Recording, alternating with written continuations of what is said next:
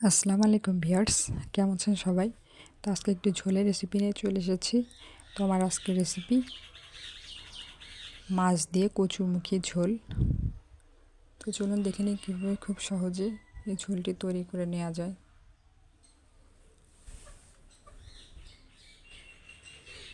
আপনারা চাইলে এখানে অন্য যে কোনো মাছ ব্যবহার করতে পারেন।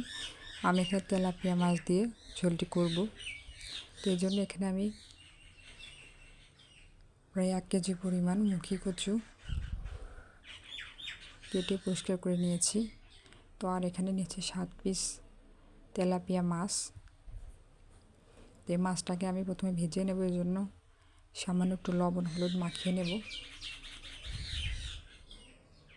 তো লবণটা দিলাম, এখন দিলাম 2 চামচ পরিমাণ হলুদের গুঁড়া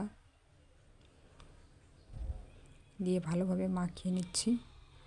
তো মাছটা মাখিয়ে নেওয়া হয়ে গেলে এটাকে নিয়ে ভাজতে চলে যাব। তো তার আগে কিছু মশলা লাগবে দেখিয়ে দিচ্ছি।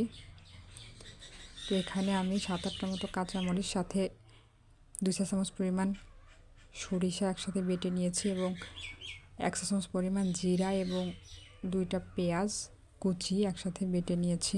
তো এটা আমি পরে ব্যবহার করব। তো চুলায় 3 টেবিল চামচ পরিমাণ সয়াবিন তেল গরম করে তাতে মাছটা দিয়ে দেব। তো মাছটা আমি 2 ব্যাচে ভেজে নেব। তো মাছটা একটু কড়া করে ভাজতে হবে। এক পাশ হয়ে গেছে, অপর পাশ উল্টে দিয়েছি। মিডিয়াম আঁচে মাছগুলো ভেজে নেব। তো একই প্রসেসে আমি বাকি মাছগুলো ভেজে নিয়েছি। দেখুন মাছ ভাজি হয়ে গেছে। একই তেলের মধ্যে এখন দিয়ে দেব আগে থেকে কেটে রাখা কচু। তো কচুটা দিয়ে নেড়ে চেড়ে এতে দিয়ে দেব স্বাদ মতো লবণ, আর দিয়ে দেব 2 চা চামচ পরিমাণ হলুদের গুঁড়া। তো এগুলোকে একটু নেড়ে চেড়ে কষানোর জন্য পানি অ্যাড করব। লবণ হলুদটা ভালোভাবে মিশিয়ে নেওয়া হয়ে গেছে। তো এই পর্যায়ে কষানোর জন্য পানি দিয়ে দিলাম।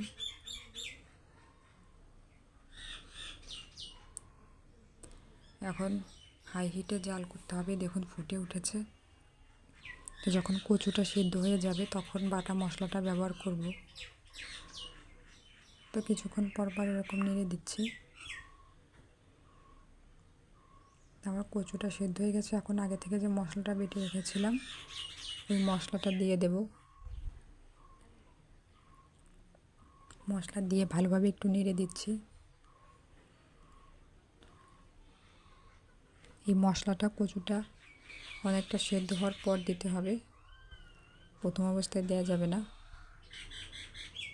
তো এখন এতে ঝোলের পানি অ্যাড করব। তা আমি আরও সামান্য একটু পানি দিয়ে দিলাম।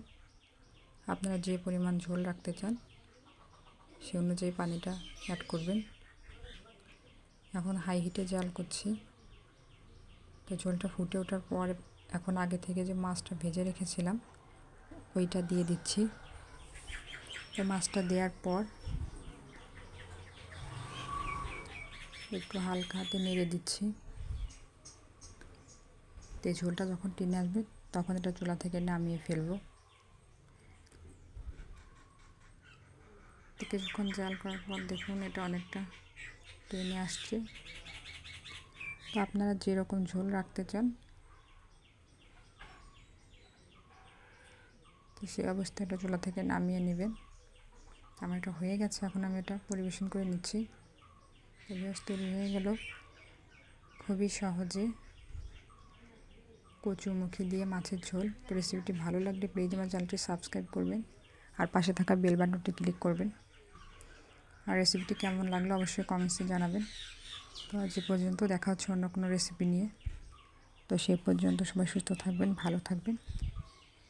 আল্লাহ হাফেজ।